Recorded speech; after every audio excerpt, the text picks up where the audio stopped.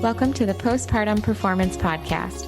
If you're here to be empowered and encouraged, you're in the right place. I believe every woman deserves to learn who's in her corner, which is why this podcast was created, to share encouragement and intentional conversations around women's health, nutrition, and wellness for new mothers. In each episode, we will discuss ways for women to find truth for her health, to feel strong, and to be confident from the inside out.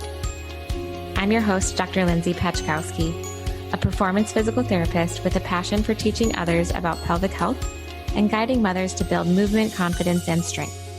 I'm a lover of running and weightlifting and a healthy cooking enthusiast. All right, ladies, grab your coffee and settle in for an episode of the Postpartum Performance Podcast. Are you with me? Here we go.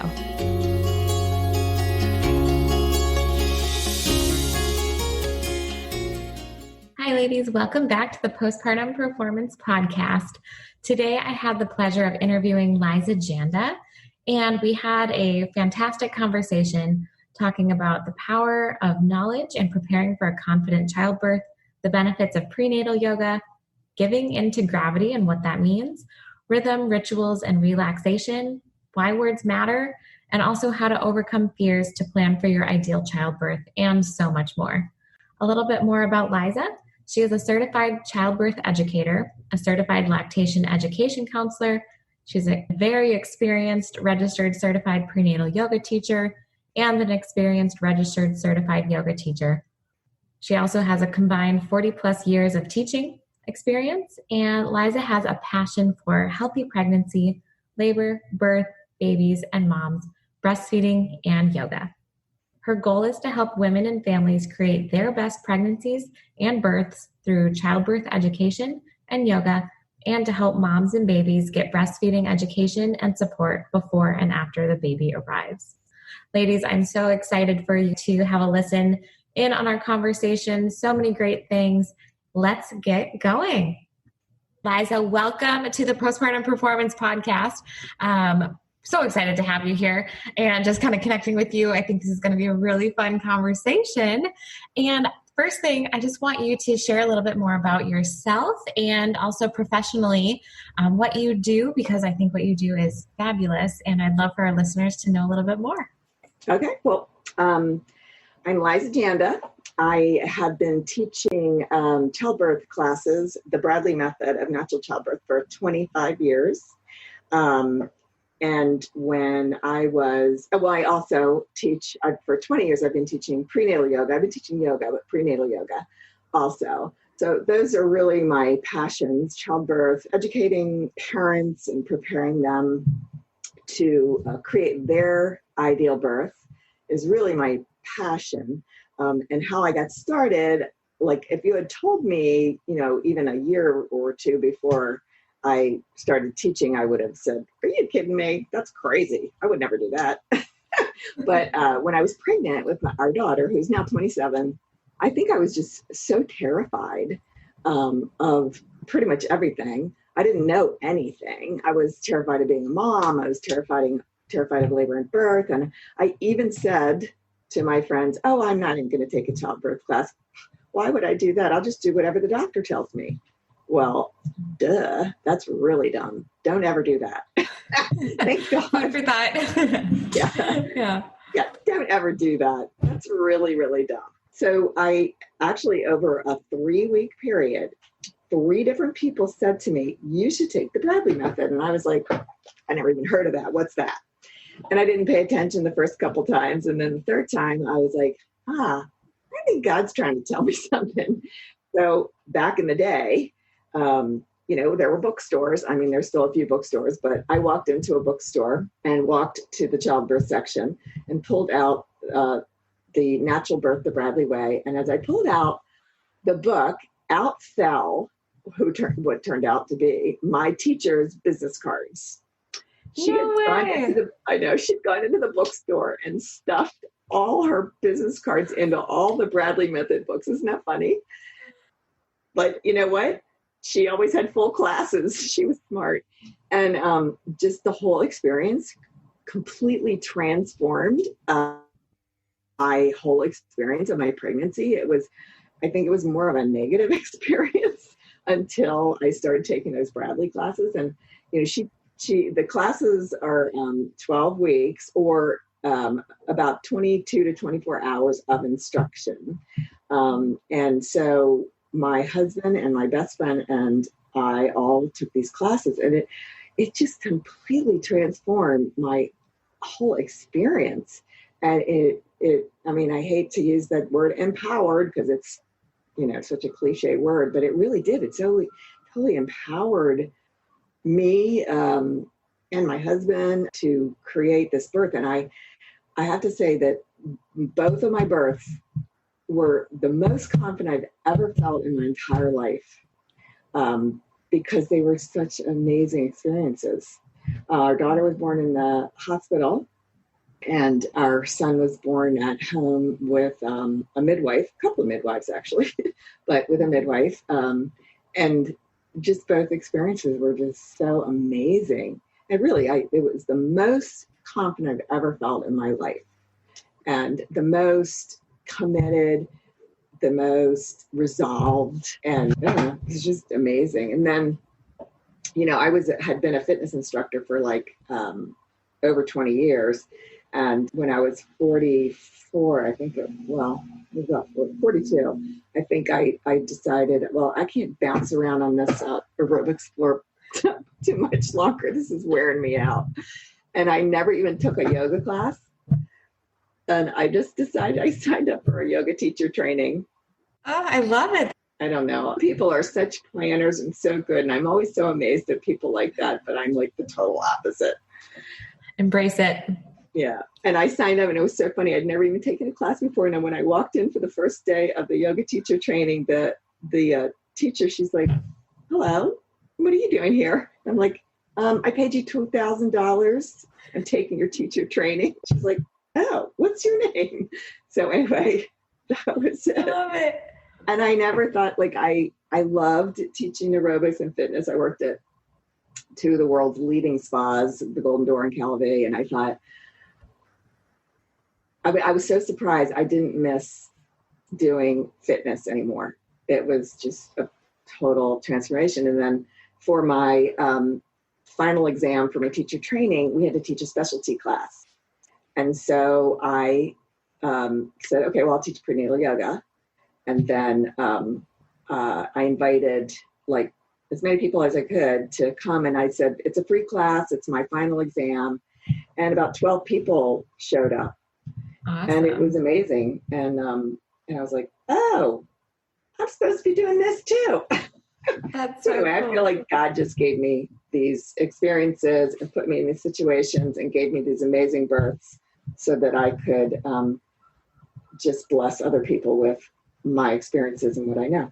I love that. That is such a powerful story. And just to have that obedience to continue to follow through with what God's been telling you to, and to not kind of try to steer one way or the other. I think that's such a gift with your ability to not be a planner and to listen and be obedient with that. So that's fantastic.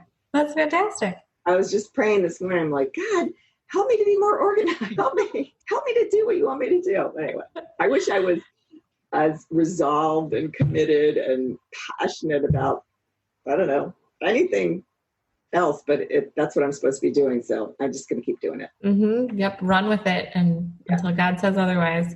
I wanted to touch back on your comment about feeling the most confident that you had ever felt during those births. What about that felt like that confidence, and kind of like what with that experience? Because I know for many people, I don't have children myself, but for many people that have had children, it can be kind of one way or the other. Yeah, it can be a very wide spectrum. And so for you, through the Bradley method, and kind of what other things for you made it so powerful for you and feeling confident with that? Because it's a big thing. I think a lot of the problem in this day and age, is the fact that women get these messages their whole lives, especially here in the United States. You get this message your whole life. You can't do this without an epidural. You can't do this without help from the doctors or the hospital or whatever. And you just can't do it. You can't do it. You can't do it without our help. And I just got that message that like, oh my God, I can do this. I was made to do this. And I wasn't going to listen to the other messages. But, you know, I think, and so I just maybe naively totally believed that I could do it. And I did.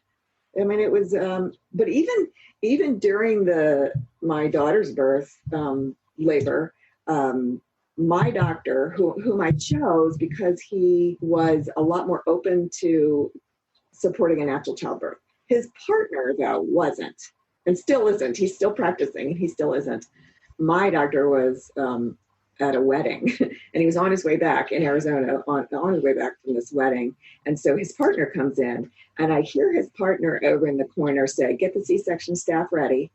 And I'm like, you're not, no, you're not doing that to me. And then he broke my bag of water without telling me. And I think he did that first. And then I heard him say, "Get the C-section staff ready." And as soon as I heard that, I was like, oh, no, you're not going to do that. And I swear to you, my cervix just went open right up. And I'm like, I got to push. And I push, and he's like, "Wow, you're one heck of a pusher." So, and it was so funny because my doctor got there right in time. When she was right before she was born. But I don't know. I think even then I still was, this doctor was going, "Oh, you can't do this. We have to help you." But yeah, it can feed into women's insecurities. And, you know, sort of along those lines right now, I actually was talking to a midwife friend of mine during this whole COVID thing. She actually has a really super low, she's a home birth midwife and birth center. And she's historically had a super, super low transfer rate. So anywhere from like 5 to 10%, which means that, and most of the time it's women that are getting exhausted. And they're usually first-time moms, and they're getting exhausted. They didn't rest in the beginning of labor. It's taking a long time. So they need to go to the hospital, and they need the rest that an epidural can give. So anyway, but she and I were both talking because, you know, probably over 70% of my students over the past 25 years give birth without medication. But these last two Zoom classes that I've had during COVID, more people have given birth with medication than not, and there's been more C-sections.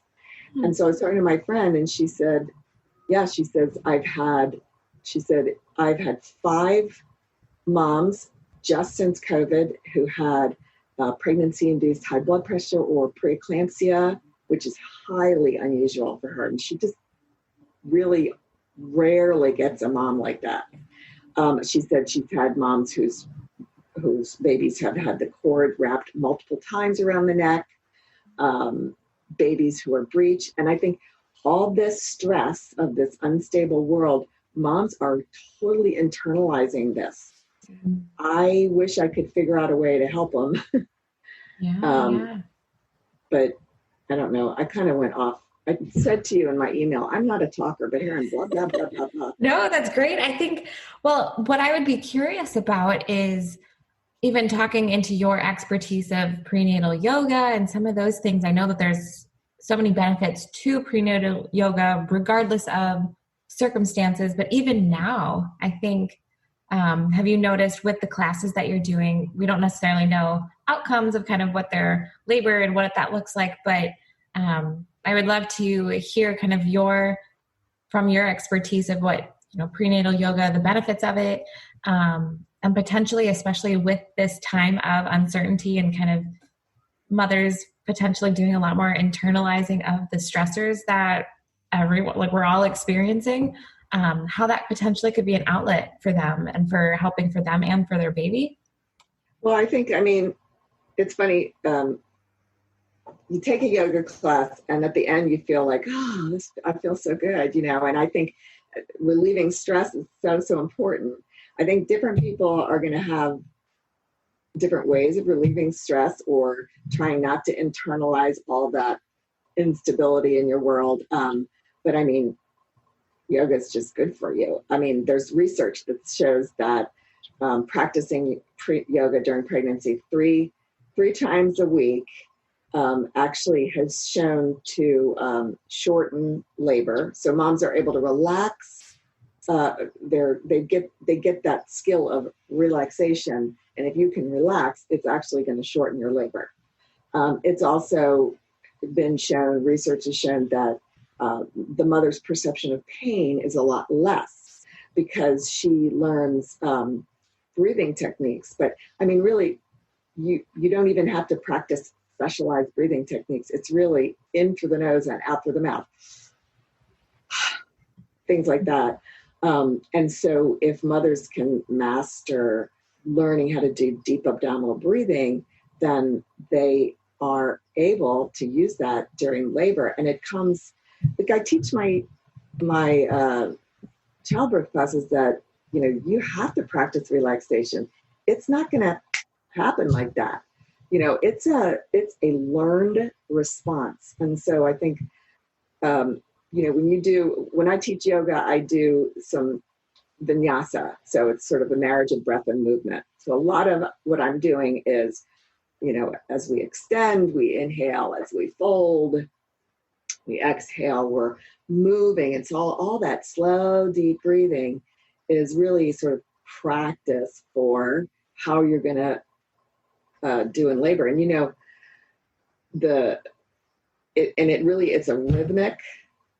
it's rhythmic movement married to the breath is kind of what vinyasa is. And the women that cope the best with labor use rhythm, rituals, and relaxation. So the rhythm and the rituals, which means repetitive movements that are rhythmic in nature. You're not like you're going to be doing yoga during your labor. Mm-hmm. Yeah. What would be some examples of those? So swaying your hips from side to side, or literally just walking. I had one of my friends she said, I just started walking when labor started, and I didn't stop until it was time to push the baby out, or between contractions. She just put one foot in front of the other and just stayed focused on that. It's rocking in a rocking chair, dancing, slow dancing with your partner.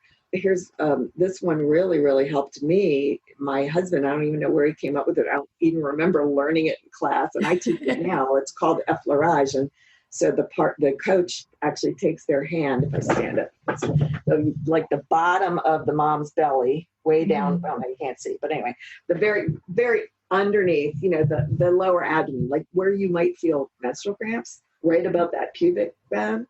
And they take and go in one direction only, and they not if you don't want to do it like it so that it tickles. It's firm enough that it just feels almost like I don't know, not like a tickle. And it's just, and they go in one direction only. And I literally couldn't make it through a contraction if my husband wasn't doing that. And so that is an example of the gate control theory. But it was a rhythmic ritual. It turned into a ritual. I couldn't cope unless he was doing that for me.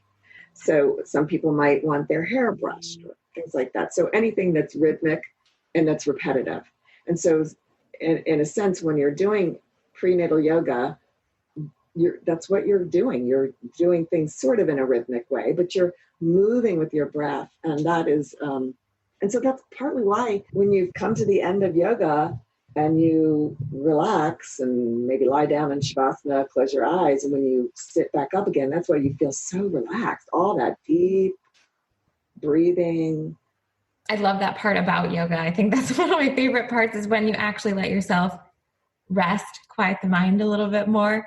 And then you realize like, oh, I needed this and with all of that. So I can only imagine during times like this, and even just with pregnancy and all of the unknowns and some of that too, can be really, really helpful.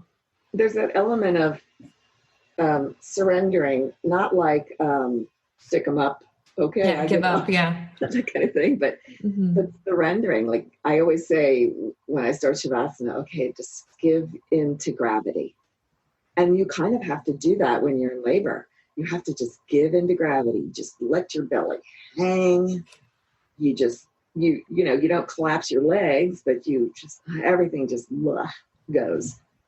I say you should have this look on your face like you just went like this. You went, like that. I even say it's okay to drool, Let everything relax. I love it. Yeah, let's let everything relax. Yeah. Let's talk a little bit on, mental state, but also reducing discomfort associated with pregnancy. So with prenatal yoga, obviously the movement is really good with the blood flow, with the kind of ongoing growing of the blood volume as baby's growing. But that mental state too, I think we kind of touched on that, being able to actually like relax. But any other things where it kind of gives you that mental edge with their actual labor? Anything like that for the women that you've seen that have consistently practiced yoga during their pregnancy? Yeah, well, it's funny. At the end, or sometimes at the beginning, I give everybody a little tiny piece of paper, and it has what I call on it birth wisdom. So not only am I trying to help them feel better through yoga, I'm also trying to educate them. So I give them, bits and pieces of information from various sources to try to kind of give them confidence and to help them understand what's happening, what's going to be happening in their body, and that it's just kind of an amazing experience for them. And I try to give them information that helps to take their fear away. I think people have so much fear just because they've gotten messages, through their whole lives and constantly. Also, I tell people, if people are going to start telling you a horror story, you need to walk away, or you need to put your hand up and say stop, things like that. But I just try to weave into maybe a theme of a class. Well, as a matter of fact, I got somebody contacted me. Like I might have a fairly new YouTube channel, and the theme of this one class is words matter. And really the idea is, what are you saying to yourself about your pregnancy, labor, and birth? What words are you using? And also, what words are people around you using? It's really important that you choose, the right words that you can, I don't know, you just have to, I think it takes a lot of work to get into that spiritual aspect of labor. And so hopefully through the yoga classes, the themes that I choose, the messages I'm trying to share, I mean, I'm not preaching to them the whole time. I'm trying to make them feel good and try to make them feel confident. How have you seen, I guess, over time with having that confidence with the words of what you're telling yourself in the day and age of like social media and some of those things, and kind of that false perfect that a lot of people can kind of think of? How have you, or if you've seen any change in kind of the thoughts that women are bringing or the fears that they have? Or is it, in addition to the fear of the actual birth, a fear of needing to have a perfect labor or have a perfect pregnancy and stuff, more along some of the societal things? Have you noticed anything like that, or some of the pressures that some of these mom-to-be are putting on themselves? It's funny because I'm in quite a few Facebook groups, but these are groups where, for example, like International Cesarean Awareness Network. There's a San Diego group on Facebook, but there's also an international one. And these are women who are trying really hard to have a VBAC, a vaginal birth after cesarean. And I don't know, they're still getting lots of messages and it's feeding into them. And so they go on these websites and post information or stories or things their midwife said or their doctor said, that is undermining their confidence. So, I mean, I think some people take in what I say, they're ready for it, they're looking for it, and they're going to absorb it. I once had this woman who took my prenatal yoga classes throughout her first pregnancy. She didn't get pregnant again or didn't have another baby again for 6 years. And she came back to yoga. She didn't come back until the very end of her pregnancy. I guess she was a little busy. But she had her yoga bag, her yoga mat bag. And she goes, Liza, I still have my birth wisdom in my yoga mat bag. Oh. And it wasn't like she didn't, she used to practice yoga, but she never took them out. And so she had this crumpled up piles of pieces of paper that I'd given her 6 years ago from her last pregnancy. So I think and she ended up having an amazing birth, but she it's like I remember when she was in my class and it was almost like when I was giving information, I could almost see that light bulb go off over her head. And she's like, what? Really? What's this? What's this you're saying? Mm-hmm. And she absorbed it and she took it in and she ran with it. And she had an amazing home birth. She went from planning a hospital birth to having an amazing home birth. But I think some people, maybe they're not ready to hear it, or they hear some of it. And I don't really know. I mean, I think I can't take responsibility for the choices that they make. And I don't know. I mean, I do know some people say, oh, I learned so much from your class.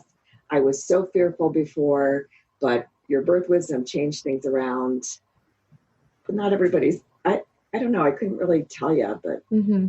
No, I think there's so much, though, even hearing more on the positive side and not the fear that we, are feeding into that fear. So having a new, positive, encouraging thing and just, and then knowing that it's like, oh, there is another option. This isn't the only way. And I think that's very, very encouraging. And I think that's why you're so successful with your classes and for just in general for people coming to know even your blog. You have a really well-known blog for all those things prenatal. We'll make sure to include all of that in show notes and everything. But I think that's what's so important is that we need, more people sharing that there's a different story that we can be telling ourselves, and we can change that story, even if it's been for a long time that you've maybe thought certain things or expecting certain things and changing those expectations.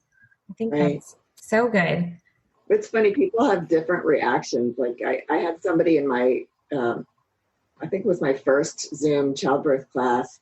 And, she seemed to be taking it all in and absorbing it. But then we were talking, I was saying, so if your bag of waters breaks before you go into labor, and I, lay it out, these are your options. This is evidence-based information, blah, blah, blah, blah, blah. And she goes, well, if my water breaks, I'm just going to freak out.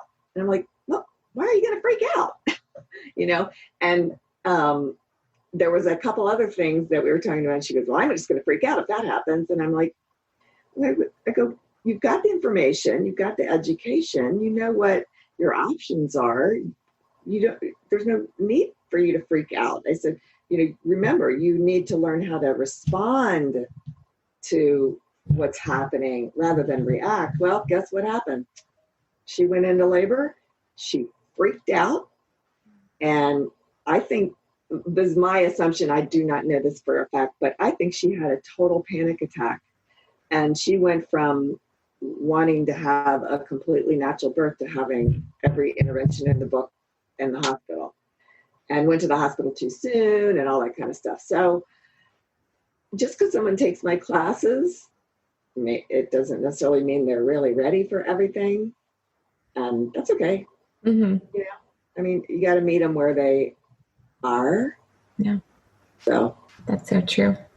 I'd be curious to hear, so from my perspective as more of a physical therapist that does more with like pelvic health and some of that, there's so much benefit to the pelvic floor with some of that prenatal yoga. So touching on that, I think with being able to relax those muscles like you mentioned and doing some of those stretches, I would love to hear your thoughts on that. And even with a little bit on that model that you had of just talking about how that pipe that you were showing me before, with just in general of that, how that can correlate from doing certain stretches and being aware of your core and your pelvic floor and where that would carry over into labor. I would love to hear more about that. And I think the listeners would too. It's funny because on Saturday in my Zoom class, I give everybody the option of going into plank before they go into downward facing dog. And at the end of class, somebody said, I thought we weren't supposed to do plank. And I'm like, you don't have to do anything I tell you to do. I said, but really, 100% of pregnant women are going to have diastasis rectus. Their abdominal is going to separate. They can't help it 100%. So the pelvic floor is connected to those abdominal muscles. And I am constantly saying, hug your baby with your belly muscles. Hug it in. I mean, even as I'm talking, I'm squeezing my Kegel muscle. I can't help it. So, things like that. And I start out every class with working on strengthening the back. We do, in the Bradley method, we talk about the pelvic rocking that strengthens the 3 Bs, the belly, the back, and the bottom. I tried to say, contract that pelvic floor, contract your Kegel muscle, because those things need to also not only know how to contract them, you also need to know how to release that Kegel muscle too. 100%, yes. Because, you could squeeze that Kegel muscle till the cows come home and try to push your baby out. Forget it. We were talking about the pipe. Yeah. So I use this as my model. Here's the bottom so the uterus is up here, baby's in here. This is the cervix. And this is really kind of the shape of your birth canal, your vagina, and here's the vaginal opening. So we do different positions in yoga, different lunges, side lunges, Kegel, squeeze your Kegel, different things like that, to strengthen this pelvic floor. Because if you're lying on your back with an epidural and you're trying to push your baby out, you're lying on your back. Here's your cervix, here's your vaginal opening. Literally, you're having to push your baby uphill. So here's the baby trying to come out, right? So you literally have to push that baby uphill. You're going against gravity. So I tell my students, I go, if you can get upright. So we practice squatting. We practice squatting like one knee down and one leg out to the side. And there's many different ways to squat, but if you're pushing your baby up this way, you're not going against gravity. It's a lot easier to push out. You're less likely to stretch out and damage that pelvic floor, as Lindsay knows. And also, if you're lying on your back, think about this. It's almost like you're doing, it's almost like doing crunches. And so as you try to push that baby out, that abdominal wall is going like it's opening up, right? And so if you're upright, it's just a lot more effective. And if you have to lie down, if you really do have an epidural, don't lie on your back. Please don't lie on your back. Lie on your side. Would it matter which side? No, it doesn't really matter which side, but, on the left side, so that inferior vena cava, the main vein, bringing blood back to the heart, on most people is in the back of the body and on the right.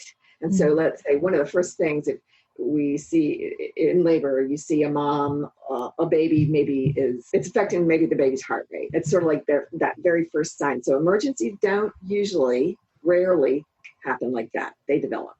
So that might be the first thing we see. So we're going to go, okay, mom, we're going to lay you down on your left side and then everything's good. So because that's the best circulation. So now you might maybe you do 3 or 4 pushes on one side, then maybe you get help if you have an epidural, or if not, you roll over on the other side, push. I don't think one side or another. Yeah. But yeah, so in yoga, we'll do things like, strengthen that pelvic floor, strengthen the abdominal wall. Plus, your spine is, shaped kind of like this. And think about all that weight of that uterus. It's growing. It's bigger and bigger and bigger. And it's pulling your spine forward.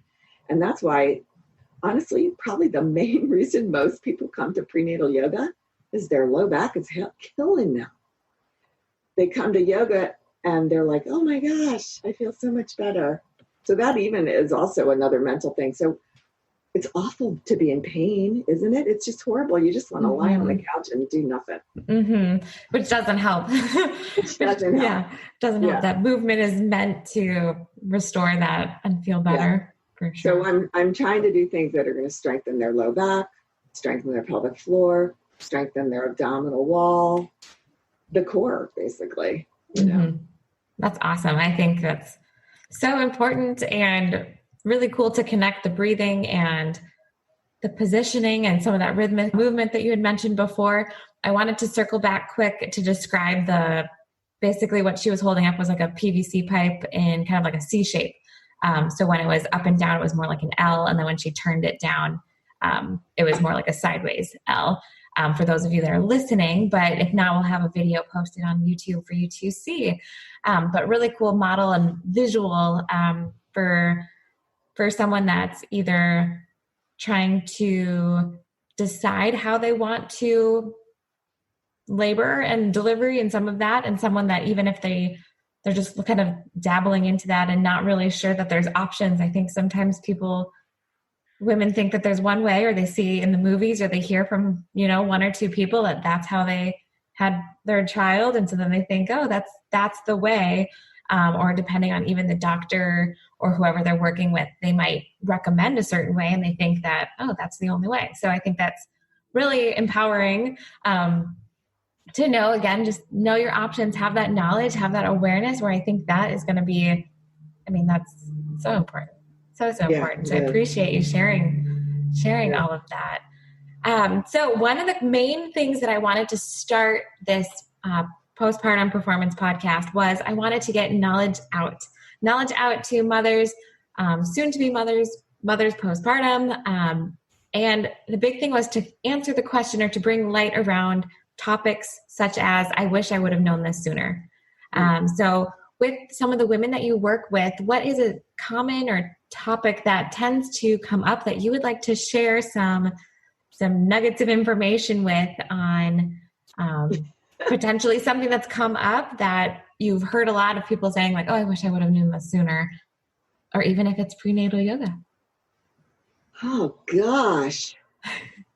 I don't know if this is even related to prenatal yoga, but I also, before COVID, I also taught childbirth classes at Scripps. And it's funny because when I talk about epidurals, I do this little exercise. I give everybody a clothespin. So I have the coach put a clothespin, one that that represents the blood pressure cuff, the IV, the pulse oximeter, the urinary catheter, because you have to have a urinary catheter because you can't get up and go to the bathroom. You have to keep the bladder empty. The external fetal monitor that measures the contractions, one that measures the baby's heart rate, and then the lidocaine shot in the back, and then the epidural. And I get this all the time, like, oh, I thought it was just a shot. They don't realize what's involved.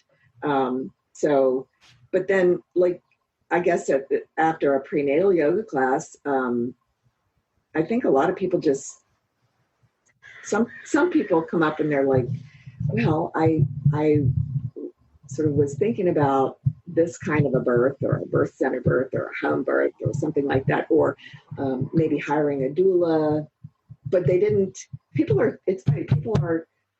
They have these ideas in their head because they've heard about them, and they think, well, that might be my ideal birth, but they're afraid to even investigate or pursue and find out information. But I think sometimes some of the information I give them in class just makes them go, oh, and then they'll come up to me after class and maybe ask me some questions and things like that. But I don't really have anything earth-shattering to share. So good, though, being able to acknowledge the thoughts too, because I think, like you said, a lot of people either hear or have thought about it, but then they don't verbalize it. And once they verbalize it, it makes it more real. And they're like, oh, wait, she just said that happens. I don't know if I actually want to do that, or different things. So I think that is really powerful for women to really plan those things and think about them, ask the questions. I think don't be passive. And sometimes people, once they acknowledge to me that, oh, I thought of doing such and such. And then I go, well, have you done anything about it? And they're like, no. And I go, well, I said, here's what you need to do. You need to just investigate. Just because you're making a phone call and asking questions, or writing an email and asking questions, or checking into this and that, it doesn't commit you. Because I think people think they have in their head, and this, I see this all the time. People are afraid to gather more information because it's so scary, because then they think they have to make a decision. I go, here's the thing. You're going to make some phone calls. You're going to talk to a few people or email or whatever. And you're not going to put any pressure on yourself to do this. Just because you're gathering information doesn't mean you're making the decision to do it. But I'll tell you what, once people get past that fear and they start investigating, they start to get a little more confident. And they're like, oh, okay, this isn't such a far out idea that, an unreachable possibility. So that's kind of interesting when that makes me really happy when people do that. But I get it. It's scary. Mm-hmm. Yeah, no, that was really good words of wisdom, and just being kind of that accountability for some of your students and attendees to your classes too. And just for anyone listening to know, you can, again, look into options, but it's not saying that it's not committed. You're not committing yourself. You're not paying anything. You're just asking, and just being curious, I think, is some of the best ways to learn and to know your options, which is awesome. All right. So wrapping up a little bit, I did want to touch on, what is your favorite form of exercise? Being a yoga instructor, do you enjoy yoga, or what other things do you enjoy doing for exercise? What brings you joy? It depends on the day. Me too. It's funny because I used to love yoga. Love. It was, that's what I did most of the time. But now I'm 62 now. And I've had different injuries. I mean, I got I can't remember, what's the name for tennis elbow? It has another name. It's not really. Tendinitis? Well, it's tendinitis in my forearms from doing way too many handstands, trying to learn how to do handstands away from the wall. I mean, and then I hurt my shoulder doing chaturanga, and I'm like, gosh darn it. I didn't use that word. I used probably not, the perfect word. I'm like, I hate yoga because it's hurting my body. But now I've gotten to a point where it's more of not that it's so gentle, but it's more a way for me, for emotional. So it's my yoga. It's not what I used to be able to do, like touch the back of my head with my foot, or stand on my head and that kind of stuff. It's changed. It's different. But I have to say though, my real, right now, my favorite is hiking. As Lindsay knows, when I called her this morning, I was out hiking. That's why my shirt was all wet. I was all sweaty. I was out hiking, thinking I took a shorter route so I could get back in time to talk to Lindsay. And I contacted her. I literally had to run to my car to get home on time. I didn't have time to take a shower or anything like that. So, but I just love, I go out and go hiking, and I usually listen to some kind of a podcast. It's usually a pastor. Today it was Rick Warren from Saddleback Church, because I am a Christian. And sometimes it's Joyce Meyer, I think it's Meyer, because she cracks me up.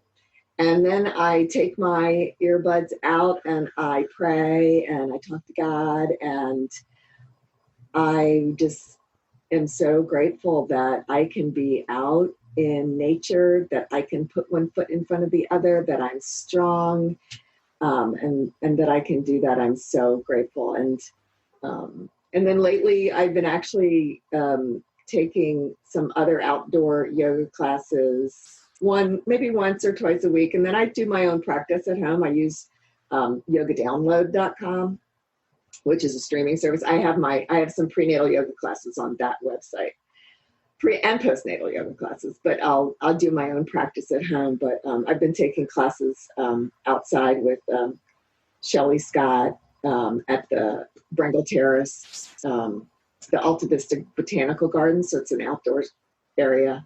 It's really nice. That's kind of where I got the courage to move my prenatal yoga classes to the park, was by taking her classes. So that was nice. So I really, it's yoga and hiking. That's pretty much it. That's awesome. That's why I'm all sweaty and I didn't take a shower. Rock star. When she got on the phone, she was like, I just got done doing this 4.5 mile hike. I was like, well, go girl, go. I was like, no worries. We were in no rush to chat. I think that's awesome to get out in the outdoors. Into my truck thinking, oh my God, I'm not going to make it. I haven't run. I was saying probably 25 years. I don't think I've run in 25 years. So yeah. That's so good. I survived. Mm-hmm. Yeah. It's so good to hear, even just as a fellow sister in Christ too, and just being able to spend that time in God's creation is so powerful. I enjoy my beach walks in the morning for that similar time.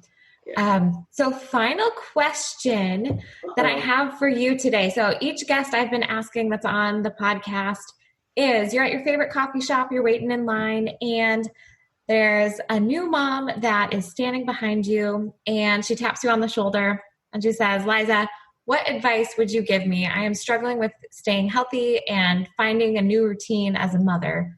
What would you give? You have 1 minute before you have to order. Okay. First of all, I would make sure that you take a good comprehensive childbirth class. If you're going to take hypnobirthing or hypnobabies, you should also take the Enjoy online class, because that gives you a lot more sort of fundamental information in physiology, whereas hypnobirthing, hypnobabies teaches you, basically, they call it hypnotherapy, but it's relaxation, basically. It's the same kind of stuff we're teaching the Bradley method. Bradley method is a lot more comprehensive. But anyway, there's all kinds of classes that you can take. Take a class taught by a real person if you can, somebody that you can actually talk to, ask questions, someone who knows what she's talking about. And then make sure that you're either doing walking every day or swimming every day or doing yoga, maybe not every day, but walking, swimming, or yoga are the three best exercises. I've probably gone over my minute. And make sure you're getting 80 to 100 grams of protein a day. If you're not getting 80 to 100 grams of protein a day and 2,400 calories a day, you're not eating enough to grow a healthy baby with a good brain, and also for you to stay healthy. So eating 80 to 100 grams of protein and 2,400 calories a day and adding salt to taste is the best pregnancy diet you can. So great advice. Thank you. That's pretty brief, and then pray. You should pray. Absolutely. Awesome. So Liza, where can our listeners find you if they're looking to see some of your amazing content, or if they want to attend one of your classes or anything like that? Where's a great place for people to kind of follow you and connect with you? So my website is yogajanda.com. So it's yoga and then my last name, yogajanda.com, JANDA.com. And I also have prenatal and postnatal yoga classes on the yogadownload.com. I also have a YouTube channel. You have to find it yoga YouTube and then Yoga Janda, 2 words, yoga separate Janda, not Yoga Janda, like my website. And then I have so many boards on Pinterest. So you're looking for information about pregnancy, yoga, breastfeeding, labor and birth. Go to my Pinterest, Yoga Janda on Pinterest. There's lots of ways to find me. You have seriously some fantastic content Thanks. for people that haven't seen the stuff that she's putting out. Great stuff. So I cannot speak. And it all just honestly, it all started as a passion and a hobby, really. And it's just, I feel like God just sent me in the right direction, and I obediently followed most of the time. And blossoming into a fantastic, I think, encourager and someone that can definitely bring more knowledge to the moms that are fearful of any of those things. I think that you've definitely taken that in stride and have done exceedingly well with it. You know, there's a quote, I don't even know where it came from, but it's, she believed she could, so she did. And it can be that simple. I love that. That is so good. I appreciate it so much for you coming on the show today. Anything else that you would like to share with listeners or anything like that? No, I'm sure there is, but I can't think of anything other than I'm going to go take a shower. Yeah. You earned it. You earned it after your hike. Awesome. Well, thank you again so much. It was a pleasure chatting with you. Thank you, Lindsay. Thanks so much for listening to this episode of the Postpartum Performance Podcast. I appreciate you taking the time to listen, learn, and grow. If this is your first time tuning in, thank you so much for being here.